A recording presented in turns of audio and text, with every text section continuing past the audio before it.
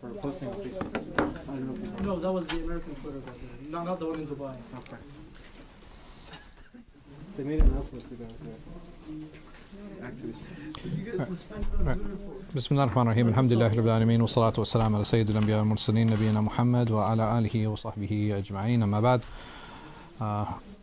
So the last few hadith we had been talking about the conditions or the minimum requirements for Islam, and we had said that one of the reasons that the Hajj wasn't mentioned was what? You guys remember?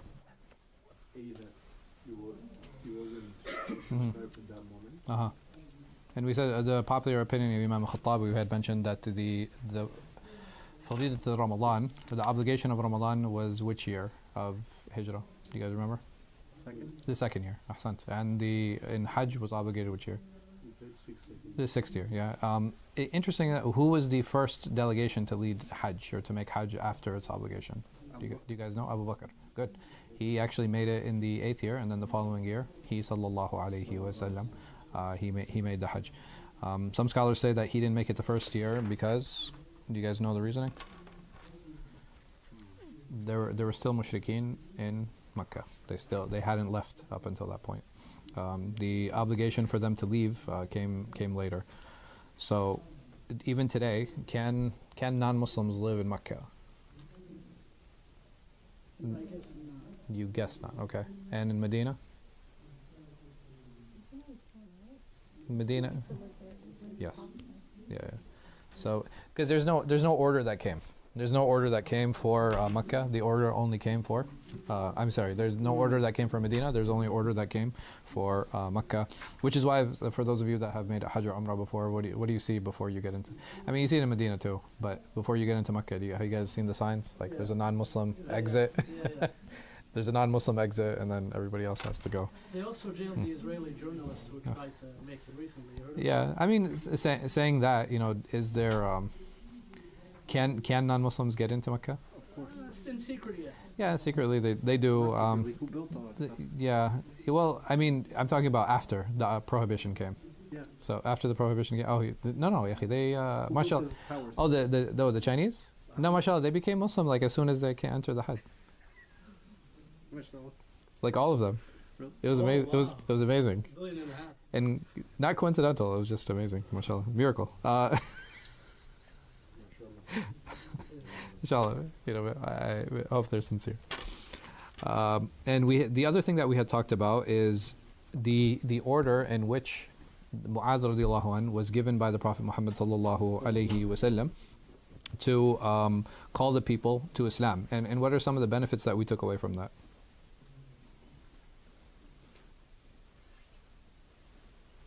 For the new Muslims, Yeah. Right. This can apply similarly to the new Muslims, meaning that the first thing that we call the people to is what? To Tawheed, right? Which type? So the first thing we do is we call people to Tawheed, and then we call them to what? No, Shahada is the first thing, of course. Then we call them to? We call them to prayer, and then we call them to Zakat, and we go through the rest of the obligations as such. And we had said that to what extent and how much do I need to know as a Muslim? And we had discussed a little bit of this last time too. Like, how much do I need to know? Or is it possible for me to know or to learn everything about, well, I can learn a lot about these things, but at what point or how much should I know as a Muslim? And we had said that we boiled this down into what? Sure, obligations, and we said, how do we define those obligations within the prayer? Right? They're not. Are they all agreed upon in the madhahib? You said like follow like a sheikh. Right. So that's the best thing to do, and we'll find even with the Prophet Muhammad ﷺ in other hadith, where he prohibited the Bedouins from going back into the desert. He says, like, don't go back to a Bedouin lifestyle after you live in a metropolitan lifestyle. Why is that? I'm sorry? Make what difficult? I mean, they're Bedouins. It's not like they're not used to the lifestyle, right? right? Going from oasis to oasis, like they're traveling people. So it's not like he sallallahu alaihi wasallam is telling them like, oh, go do something difficult, because it's something that they're already used to. And even Islam, or what do you guys think about the statement that Islam is a metropolitan religion, or a cosmopolitan religion? I'm sorry. What do you guys think about that statement? Yeah. Do you agree? Do you disagree? Do you not know what cosmopolitan is? Can you Sure. define it? No problem. Okay. Cosmopolitan is basically a communal religion. It encourages people to gather. Islam is not for an agricultural, Bedouin, secluded lifestyle, isolationist lifestyle. It's very communal. Do you agree with that, or do you disagree? Partially. It supports it, but it includes even those who Sure. So there's definitely a push toward what? cosmopolitan. Right, like toward community. Does it allow people to live on their own? Yeah, it does, right? There's definitely allowance for that. But saying that, there are two things in general that Muslims should always try to do: connect with a community, and they should always try to connect with, right, a scholar. And scholar, it's a bit of a charged term that sometimes we hear from different people. What does a scholar mean, or who is a scholar, to me or to you?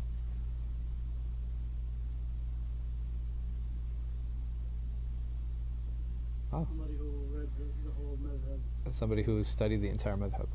the whole Okay. like religion, a master. The master, okay. Well, not 100%, but Huh? 80. Someone who has an ijazah. Okay. So is an ijazah an academic certificate? Not anymore. I think it is in Quran, right? So if somebody has an ijazah in Hafs, or somebody has an ijazah in Warsh or Qalun, and for those of you that might not be familiar, these are the different qira'at, right? These are the different readings of the Quran. And I think there's value in that for sure. Why? Because in order for me to get that ijazah in Qalun, what did I have to do?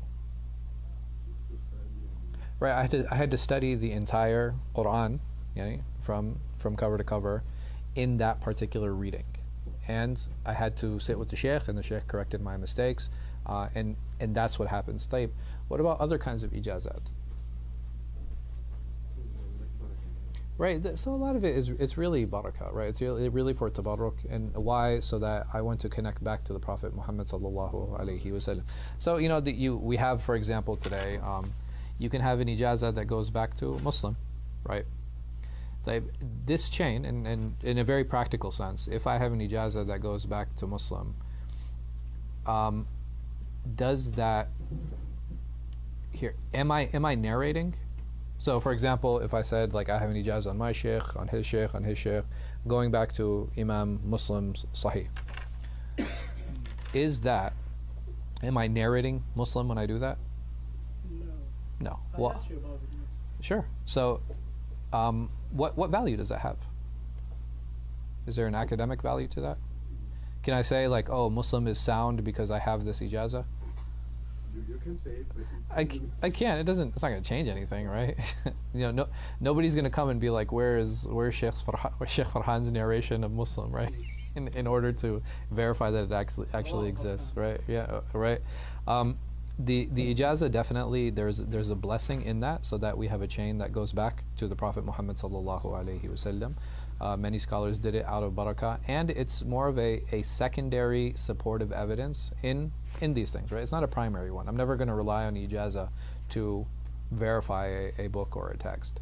And the reason that I mentioned like this ijazat, like I know there's a big culture about going and chasing after ijazat, and not to say that they don't have their utility, but the reality is like I have a number of ijazat, and all I had to do was like read a handful of a hadith, and I was given ijazah for the rest of the books. So like I have ijazat in the 9 books of hadith. And what did I do? Like I just read like 3 hadith from each book. So we read from the 6 books, and I took from Muwatta, and we took from like a couple of mustakhrajat, and that was it. I had my ijazat. It didn't really take much. It didn't increase my knowledge base in any way, shape, or form. But now I have something that connects me to the Prophet Muhammad sallallahu alaihi wasallam. There are some ijazas which are for teaching, right? And even that, sometimes they don't really require a lot. A lot of you know I teach Ihya Ulumuddin, and I know there were some brothers that had problems and issues like well, he's teaching it without ijaza. So I went to a sheikh and I was like, Sheikh, some students are complaining that I'm teaching without ijaza.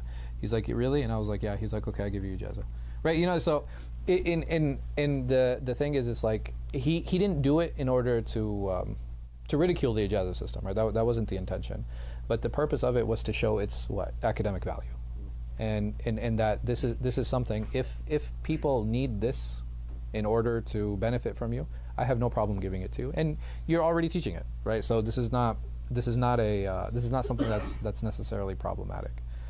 The other thing that he had talked about here was giving the sadaqah. So it says, تأخذ من أغنيائهم فترد فقرائهم فترد فترد فقرائهم, is that you take from their wealthy and you give to their poor. So over here you have a difference of opinion on when the zakat is taken. Where should the zakat or where should the sadaqah be distributed then? Whoever needs it. Okay, but for sure, right? It's going to go to whoever needs it. But the question then comes is like, okay, so here in Falls Church, when I take from the sadaqah of the people of Falls Church, am I only allowed to distribute it now in Falls Church? So how do you define the local community, right? That's one question, and that's one problem that comes up. I'm sorry? District. Okay, how do you define a district, right? Through gerrymandering, right? If we change the lines, the district line to get the votes, we change the lines, and that's how we're going to distribute. So and it's a valid question, right? And there's a huge difference of opinion amongst the scholars on whether that the sadaqah can actually be taken from one place to another. I believe the Hanafis and the Malikis, they're the loosest on this, saying that, okay, well, if you look in your locality and you find that there's no need, or the need is less, it's okay to take that elsewhere. The Ahnaf, they add a layer to that, saying that, okay, well, you don't just look at the need, but you also look at the relationship. So, if the relationship is stronger than the need in a particular place, it's okay to give preference to the relationship, even if it is something that is outside of that locality. And all of that khilaf is based on on this wording, right? So that you take from their wealth and you give it to their poor. So now over here the question comes in, okay, this pronoun, who does it apply to? And I believe there are other weaker hadith that talk about how some of the sadaqah was actually taken and transported to Medina, and some of the poor benefited from it there. قال المصنف رحمه الله تعالى قال حدثنا ابن أبي عمر قال حدثنا بشر ابن سري قال حدثنا زكريا ابن إسحاق حاء وتحويل الإسناد وحدثنا عبد ابن حميد قال أخبرنا أبو عاصم عن زكريا ابن إسحاق عن يحيى ابن عبد الله ابن صيفي عن أبي معبد عن ابن عباس أن النبي صلى الله عليه وسلم بعث معاذ إلى يمن فقال إنك ستأتي قوما بمثل حديث وكيع. So this hadith again is just to fortify the previous chains and the previous story, and kind of corroborate what that story was. One of the benefits here that is highlighted is the beginning of the hadith. And this beginning of the hadith, when you mention the beginning of the hadith, this is called the taraf. Yeah, so the taraf of the hadith is the beginning. And basically when you had scholars of hadith, like the major hadith critics, if they wanted to focus on the chains, what they would do is they would actually focus on the taraf. They would start exchanging hadith, and they would start talking about the chains, and then they would just mention the first 2 or 3 words, because they weren't concerned with the actual text. They were concerned more so with the chain. So this is why you'll find in many books of su'alat that we had spoken about before, the books of ilal, so the books that have questions about the hadith, or books that talk about the hidden defects in them, many times they'll just mention the chain, and they'll mention like the first 2 or 3 words of the text, in order to kind of give indication that this is a hadith that is being discussed, and this is a hadith that is being talked about. I don't know if I focused on this last time, but the Prophet ﷺ is telling him that you are going to a people of the book. Is there a benefit in that for us? Because we were talking about, okay, well, this is the order, this is how maybe new Muslims can benefit. So when he ﷺ is saying here that you're going to a people of the book, how can I benefit from that? Coexistence. Okay. It's okay for us to exist together. Absolutely. Also, like when you're giving da'wah to somebody Mhm. who's has a basis in Sure. Judaism and Christianity, they already have a sense Of God. of God. Yeah, absolutely. So, like, addressing somebody of an Abrahamic faith, the jump isn't as it's not as big, right? You're not. It's not a huge ask for them to shift from Judaism or Christianity to Islam versus going to maybe like a Hindu, right? So it's important to know when I'm speaking and giving da'wah. The audience? The audience, right? I have to know the audience. Does it make sense to me to talk about the miracles of Jesus and how an amazing prophet he was to somebody on like some kind of tribal religion? He's gonna be like, who's Jesus, right? Like, it's not going to he's not going to connect with that. So understanding who you're speaking to so that you can kind of take them step by step in order to address the issues that they have and address the issues that they're facing. وحدثنا أمية بن بسطام العيشي قال حدثنا يزيد بن زريع قال حدثنا روح وهو ابن القاسم عن إسماعيل بن أمية عن يحيى بن عبد الله بن صيفي عن أبي معبد عن ابن عباس أن رسول الله صلى الله عليه وسلم لما بعث معاذ إلى يمن قال إنك تقدم على قوم أهل الكتاب فليكن أول ما تدعوهم إليه عبادة الله عز وجل. So he says that you are going to a people of the book, and let the first thing that you call them to be to worship Allah subhanahu wa ta'ala. فإذا عرفوا الله, and when they know Allah, فأخبرهم أن الله فرض عليهم خمس صلوات.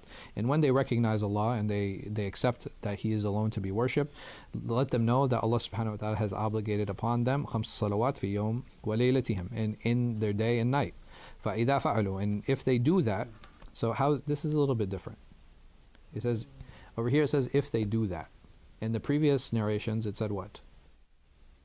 If they obey it? فإذا عرفوا, right? If they know it, right? So the wording here is a little bit different.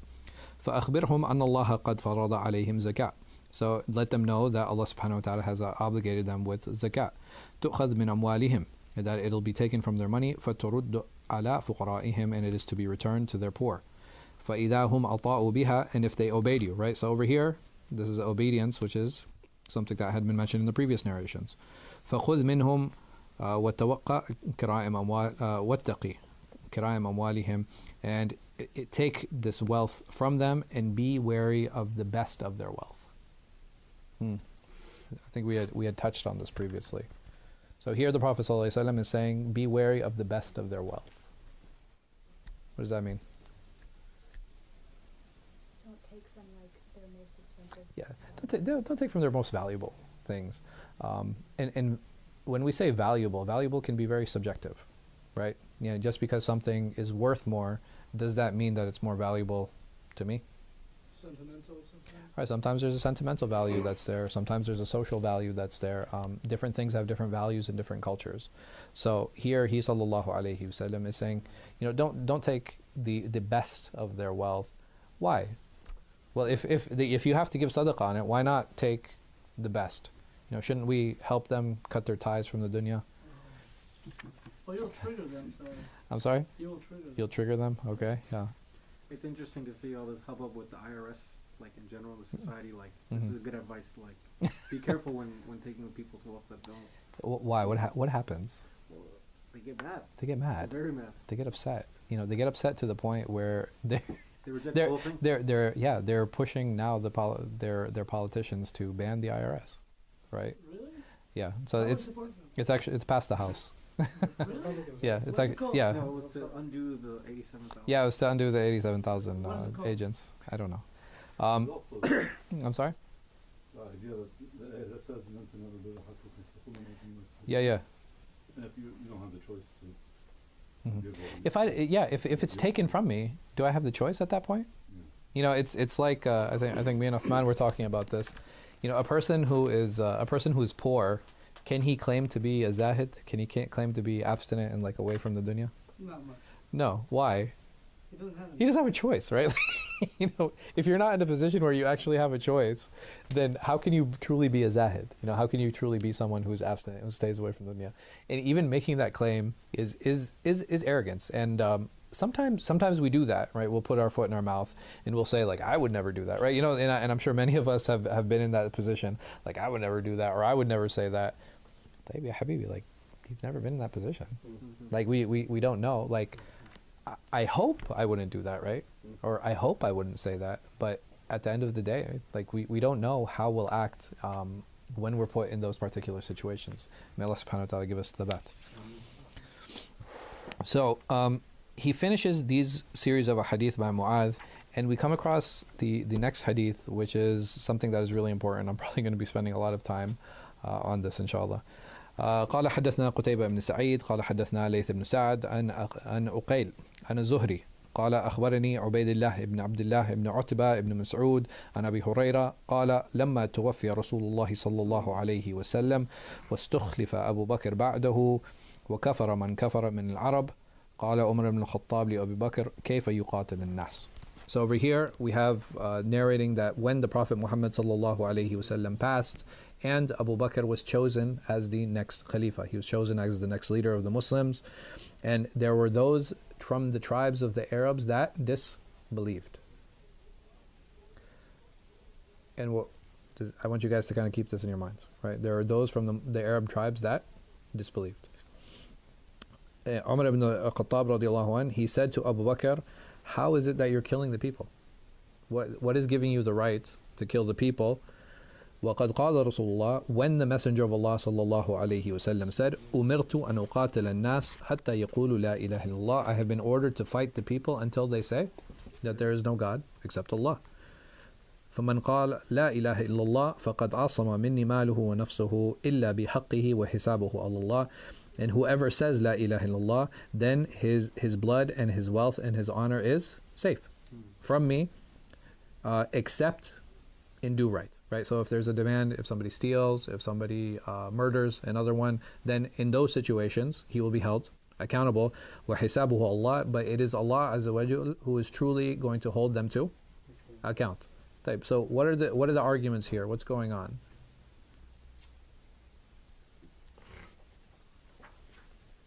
Or should I finish? Should I read Abu Bakr's response? Yeah. Okay. فقال Abu Bakr said, Wallahi, he said, I swear by Allah, لَأُقَاتِلَنَّ مَنْ فَرَّقَ بَيْنَ الصَّلَاةِ وَالزَّكَاةِ, that I will fight the one who separates between the prayer and the zakat, and the alms. فَإِنَّ الزَّكَاةِ حَقَّ الْمَالِ, because zakat is the rights of wealth. Wallahi, and I swear by Allah, لَوْ مَنَعُونِي إِقَالًا كَانُوا يُؤَدُّونَهُ إِلَى رَسُولِ اللَّهِ لَقَاتَلْتُهُمْ عَلَى مَنْعِهِ, that even if they prevented me from taking an aqal. Aqal is like, you guys seen that, those black things that some of the, like the Khalijis wear, like the Gulf people wear? So what they used to actually do with it is, in order for me to stop my camel, all I have to do is prevent its knee from bending, right? And then it can't walk. So what they used to do is they would take this iqal, they would put it over the leg, and it's two parts, right? So it's just like it's a circle. If you open it, it's like one circle, and then imagine twisting it into like a figure 8. So if you open it like this and you just put it on the leg gets locked. And when one leg is locked, what happens? Right? It can't move around. It can't escape. That's the original purpose? Yeah, that was the original purpose. And then when they weren't using it, where did they put it? Their head. They'd put it back on their head, right? Nobody knows that today. No, I think they do. So he basically, Abu Bakr says, he said, even if they prevented me from this, I would fight them. فقال عمر بن الخطاب, so Umar ibn al-Khattab, he said, فوالله ما هو إلا أن رأيت الله عز وجل قد شرح صدر أبي بكر للقتال فعرفت أنه الحق.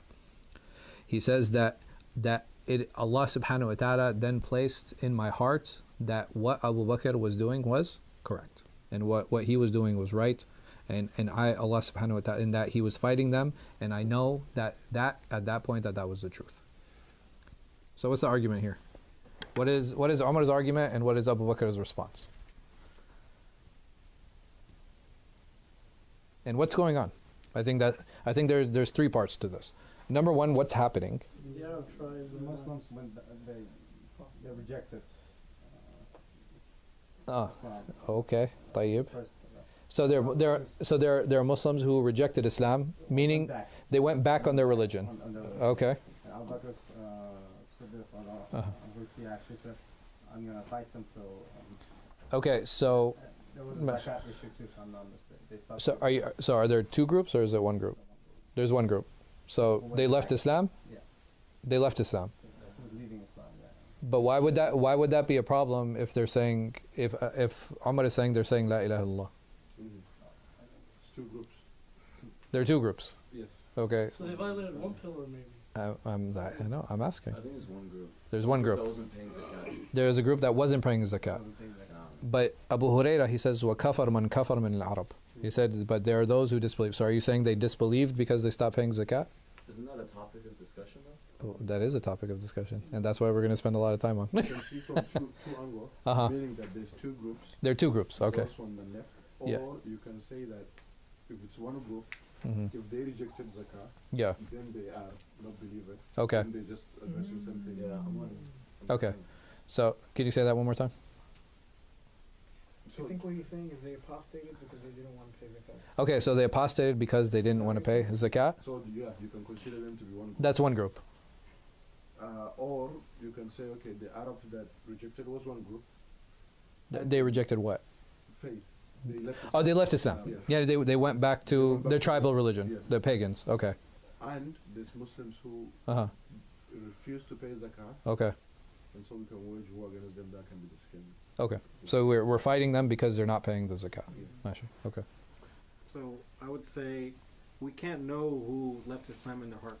So that Mhm. phrasing is left open. Okay. Whoever disbelieved. Mm-hmm. But what Abu Bakr as-Siddiq radiallahu is making the hukm on is that they stop paying zakat. Okay.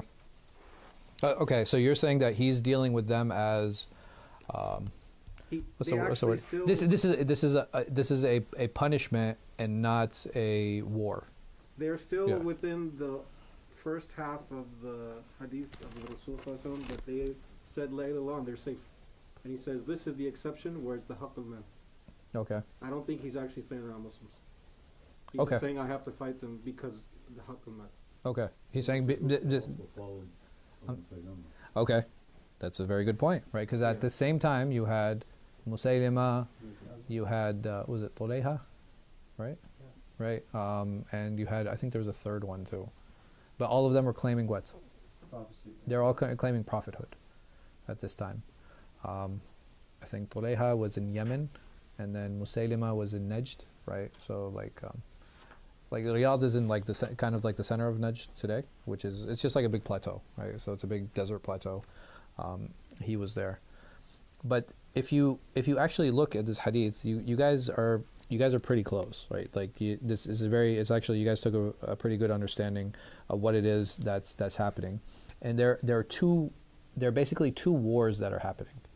One is qital al-ridda, like, so those people who apostated, and those people who are apostated are the ones that went back to what? Yeah. Right, their pagan beliefs. After the Prophet Muhammad sallallahu alaihi wasallam died, they went back to their pagan beliefs. The second group was these bughat. So a baghi is somebody who is causing some type of civil unrest. And why are they justifying this? So these people who, because here, let's go back and look at his wording. He says, فقال أبو بكر والله لا أقاتلن من فرق بين الصلاة والزكاة. That I will fight those who differentiate between salah and zakat, the prayer and the alms. فإن الزكاة حق المال, because zakat is the right of the wealth. والله لو منعوني إقالا كانوا يؤدونه إلى رسول الله. So even if they prevent me from an iqal that they used to give to the Prophet Muhammad sallallahu alaihi wasallam during his life, I will fight them. So what's going on here? These people, did they never give zakah? They used to, but they gave it to the Messenger sallallahu alaihi wasallam, and they refused to give it to. Why? Okay, it could be political reasons, for sure. What else? Stingy. Maybe they're just like fusaq.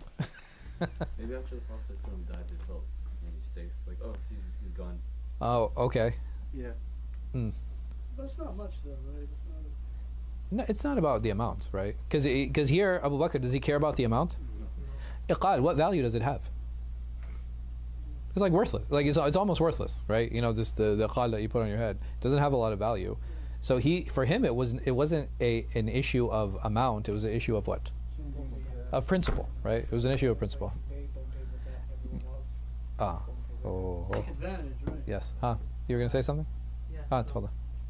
in the hadith, he was saying that these people are separating between salat and zakat. Mhm. So maybe they're making. They're saying that now that Rasulullah sallallahu alaihi wasallam is not here, we can make our own judgments and we don't need this. Like, The structure. oh, so they're rejecting it as a pillar. Yeah. Okay. So one of Abu Bakr's arguments is that, okay, well, just like salah is an obligation, also zakat is also an obligation, right? So this is why you can't differentiate between the two. So there are a few possibilities, right? There are a few possibilities here. It's very possible that they didn't see it was an obligation, and if they refuse the obligation of zakat, what is the ruling? Apostasy. Type. And if they saw that it was an obligation, but they didn't feel that they had to give it to Abu Bakr, they thought that this obligation was only for the Prophet Muhammad sallallahu alaihi wasallam, right? Because during the Prophet sallallahu alaihi wasallam's life, what was to be given to him anyway? The khums, right? The 1/5 of the war booty, right? 20% of the war booty had to go back to the Messenger of Allah sallallahu alaihi wasallam. So is it possible that they misunderstood, thinking that just like with the war booty, is it possible that the zakat also was something that was only meant to be for the Prophet Muhammad sallallahu alaihi wasallam, or did they just want to look for a reason not to give the zakat? That was more realistic. Right? That there's too many mental gymnastics to go through to have some kind of justification. Because had that been the case, had it been a misunderstanding, what would Abu Bakr have done? Go and explain it to him. He would explain it to him. Yeah. He's like, no, man, you guys are like totally misunderstanding the issue. So it wasn't an issue of misunderstanding, right? This is an issue of juhud, like they were actually working toward that. Fadal. But does it mean a lot that Umar ibn Khattab didn't presume that they were apostates and that we should kill them? Zain. So That's an excellent point, okay. right? Because Umar ibn Khattab, he's like, okay, but they still say La ilaha illallah. Saying that, if I say La ilaha illallah and I'm like, no, zakat is not an obligation. Violated the pillar. I don't know. I want to hear it. Right, I violated pillar. Let's go. Let's see what the scholars had to say. Right, I think that's something that's really important to kind of give us context and help us understand what was happening. Because the reality is, no matter how much historical data we look at, we were not what? There? Weren't there. Like we weren't there. We weren't present. It's not like, okay, hey, what do you guys believe? You know what I mean? Like we can't have that conversation with them, which is why it's important to go back to scholarly works to help give us a context and understanding what happened. So I think we'll start with the Imam Shafi. Of course. Of course. He's a Shafi'i supremacist. That's rahimahullah wa radi an. He says, وَأَهْلُ الرِّدَّةِ بَعْدَ رَسُولِ اللَّهِ صلى الله عليه وسلم ضربان. He says, and the people who apostated were two types. منهم قوم كفروا بعد الإسلام, that those individuals who disbelieved after they had believed.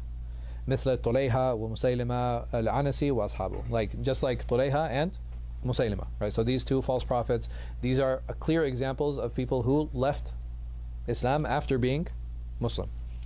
وَمِنْهُمْ قَوْمٌ تَمَسَّكُوا بِالْإِسْلَامِ وَمَنَعُوا الصَّدَقَاتِ. He said, and those people who held on to the pillars of Islam but refused to give sadaqah. So, فَإِنْ قَالَ, he said over here that these groups as a whole were known as Ahl Ridda. That these people were known as Ahl Ridda.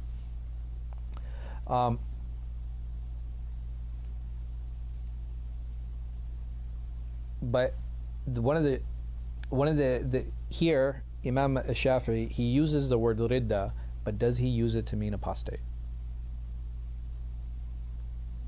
It's a valid question, right? Because Imam Shafi, interestingly enough, he's actually considered the last Imam to what? You guys know? This is a good quiz question. It has to do with lugha. It was like taken as a proof. Yeah, he's the last hujjah in lugha. Right, he was considered the last hujjah in lugha because of how fasih he was, rahimahullah. And the proof that he doesn't actually mean apostate is the statement of Umar radiallahu anhu. And he says that these individuals they just went back. So are they Muslims or not? Yes. So they are Muslims. Yes. تفضل. And I think you can make an easy example, like someone's by their own calculation, they're like, oh, I only owe, or I don't owe, I owe 0.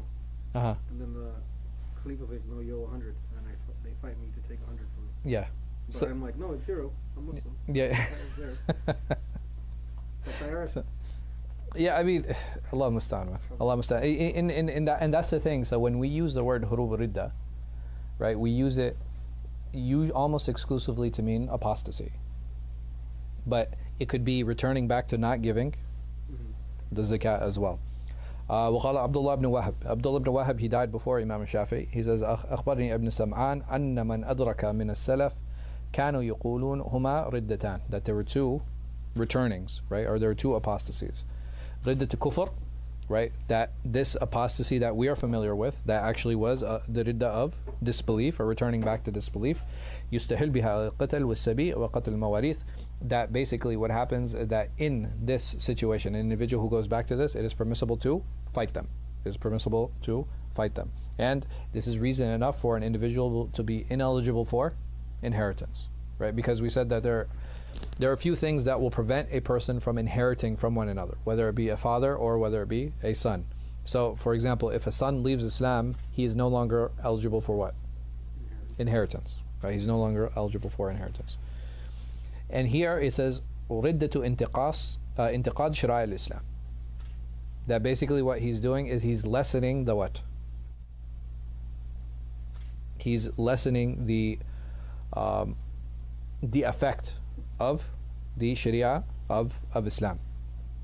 فَقَاتَلَ عَلَيْهِمْ أَهْلَهَا. So that when an individual does this, when he falls short in this obligation, he is deserving of being what? Fought. لَا يُحِلْ سَبْيِهِمْ وَلَا أَخَذْ أَمْوَالِهِمْ. So this is very different.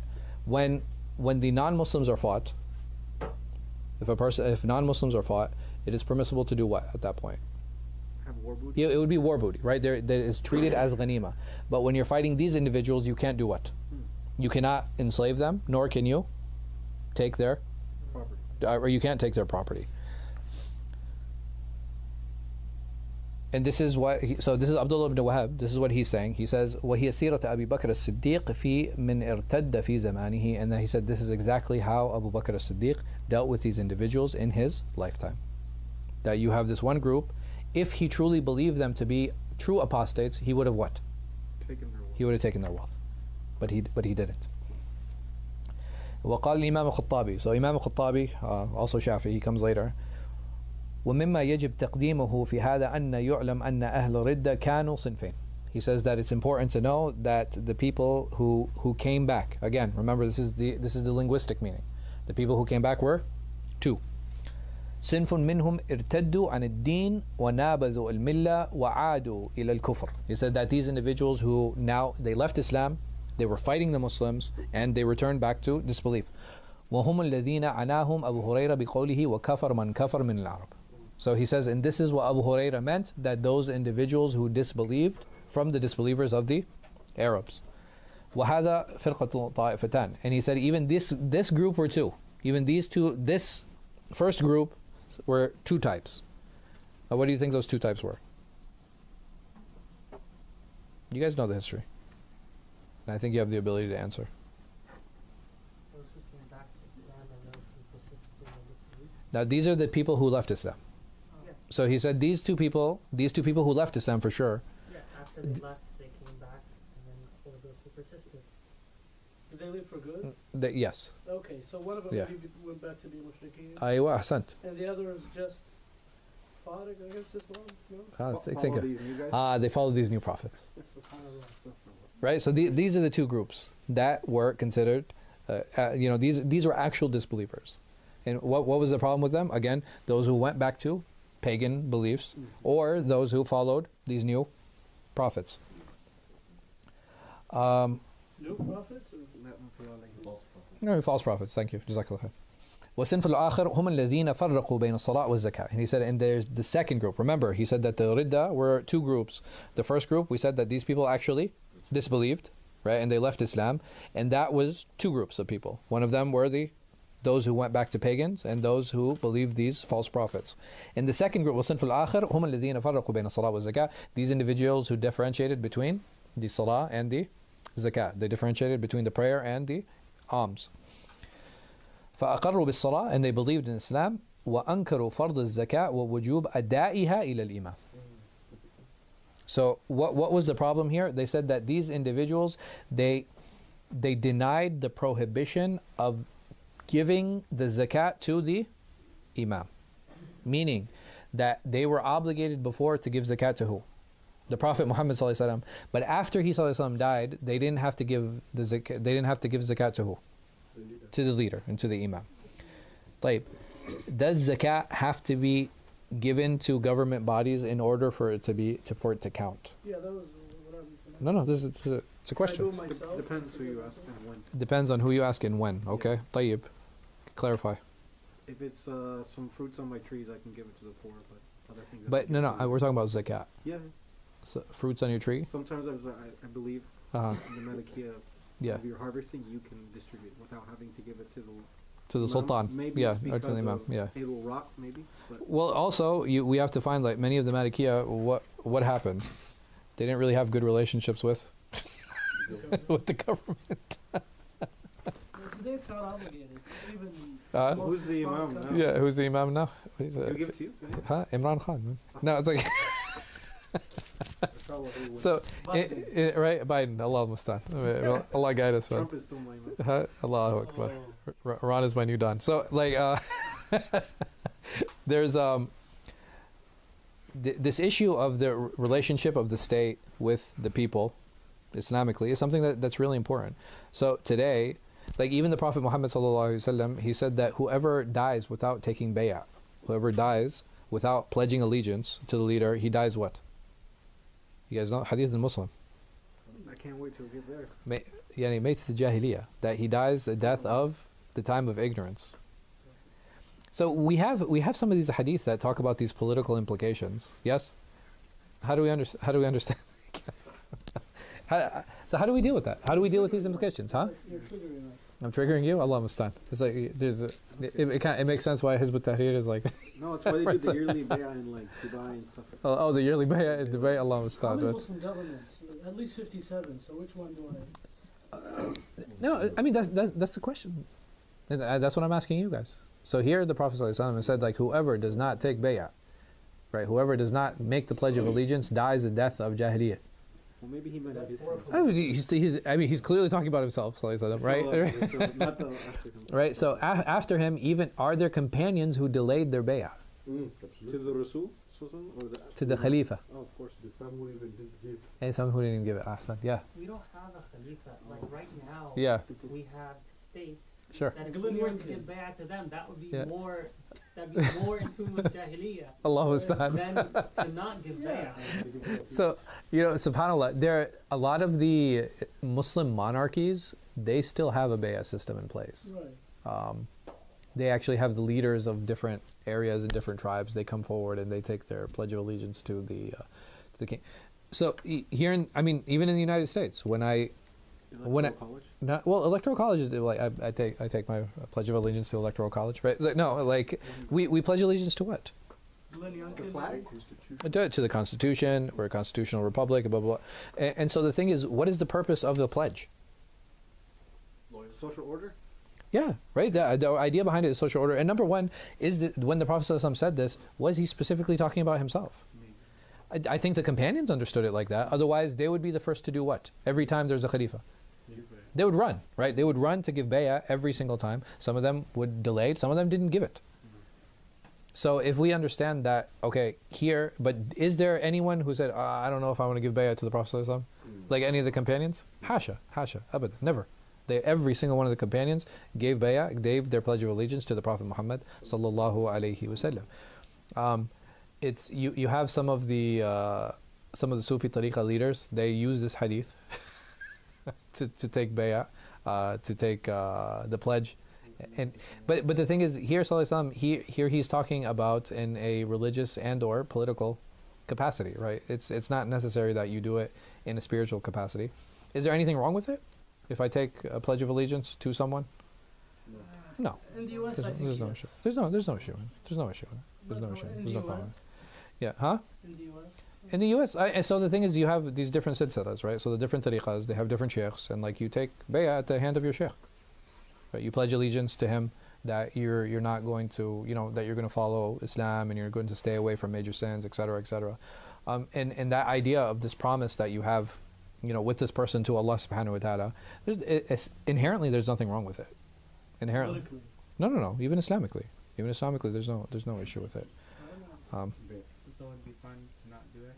Yeah, absolutely. Like I said, because we said that the obligation is to the Prophet Muhammad sallallahu alaihi wasallam. Is it possible that Allah subhanahu wa ta'ala obligates me to give it to like this sheikh? Does that, you know what I mean? Does that make sense? So how does that look like for later generations of the Prophet? Does that look just like by making the shahada? Yeah. Is that already like bay'ah to the Prophet? So I don't know. It's I see what you're saying. I don't know if I would call it like say that, because there's no direct pledge, right? There's a pledge. That pledge, taking the shahada, is a pledge to who? It's a pledge to Allah subhanahu wa ta'ala. Huh? أهلا وسهلا. تفضل. Listen, you think this is the biggest issue they're going to fight me on? Huh? Do you need witnesses for your shahada? And those witnesses would. Okay, so do I need witnesses for my shahada? From a ahkam perspective. But even from that, man, that's more for there's political purposes behind it, more so political, social purposes, more so than religious. Is it possible I believe without publicizing my faith? Yeah, right. No, we could be like, no, you didn't have witnesses. You got to do it again. Like, that's not. It doesn't make sense, right? Either because in my heart, either I believe or I don't, right? There's no in between. It's like, okay, well, your belief is hanging until two people see it, right? It doesn't make sense. The purpose behind having those two people is what? Documentation. And so the people know, so the community knows. This person goes to get married, right? And it's like, no, he's not Muslim. And then you have two people who come forward and be like, no, we were there when he took his shahada, right? Or if he's like, hey, listen, can I get some zakat, right? Or can I get some sadaqah? And people are like, well, you're not Muslim. Again, what is the purpose of those witnesses? Be like, no, actually he is. He took his shahada. It's just for verification purposes. That's all, right? There are social and political ramifications for it, but there are no religious ones. Right? There's no spiritual ramifications for that. So Yeah, from a question. perspective, Yeah. that hadith could be limited to the time of the Sahaba. Like, could be. To the Prophet sallallahu alaihi wasallam. But like, Yeah. Only for the Sahaba, because like we obviously can't. Yeah. No, I mean, there's no way we can't.